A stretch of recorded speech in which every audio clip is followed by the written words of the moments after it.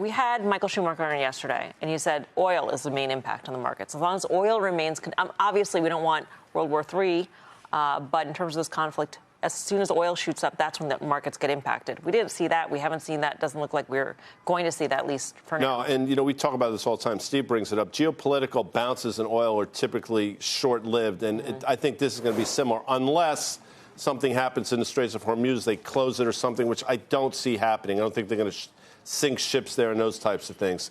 That's the worst-case scenario. So I think you take sort of the oil spike off the table, and then what does this mean? If it's protracted, maybe you get lower yields on the back of a flight to quality. Maybe this weaker dollar, which has been, I think, a problem for a while, strengthens on the back of this. But I can't believe if it's protracted, it's market-friendly in any way. Yeah, one of the things you mentioned that some of the defensive sectors in the stock market today were acting pretty well. That's something you would expect to see here. But, that craze, flight to quality or flight to safety. I think you have to go flight to safety here if you're buying U.S. Treasuries, or buying U.S. dollar.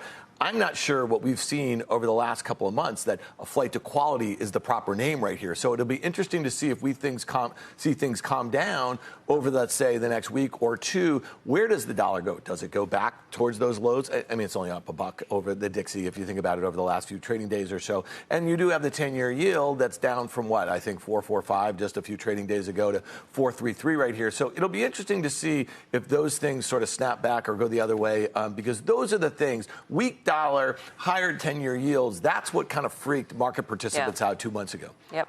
By the way, I made a mistake. It was Stu Kaiser, not Michael Schumacher. Oh. My bad. Yeah. Your thoughts? Did Stu call furious every one of these during the break? I know, Michael.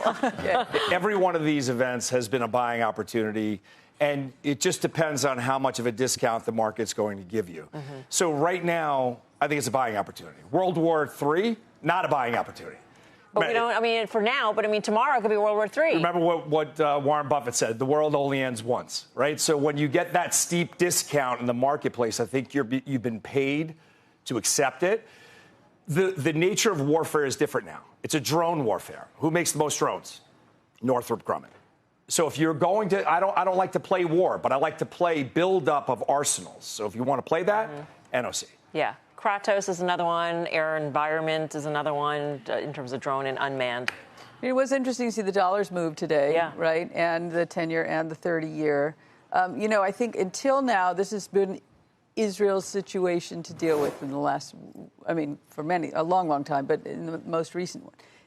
As it becomes ours potentially as well, clearly that sort of gives us another level of risk. But I don't know, it seems contained right now in that there's not a lot of great moves that Iran can make right now. It doesn't mean we don't see something out of left field, but this is, I feel like we're setting up to have opportunities here, aside from whatever. So a dip that you would buy? Yes, I think so. A knee-jerk reaction to something bad. Mm-hmm. I don't think the VIX lives around here at 21. I think it's either going way higher or slowly comes back. You guys have dipped about, you're talking about the 84 basis points that we dropped today. Literally, we're at we're very near. We've held up very well in spite of all I don't think this there's isn't a dip the dip yet. Okay, no, I just want to be really clear. No, I wasn't out there buying. There's like a 5,800 level. Remember that all. China, push out the taco trade, that thing? There was a big gap down there, 5,800, 5,750 or something like that. Then you might be able to say, all right, that was a pretty. Look at that. I just thought you meant. I thought you guys meant tiny today. No, you're going to see. I think if you see a bigger opportunity, you would take it.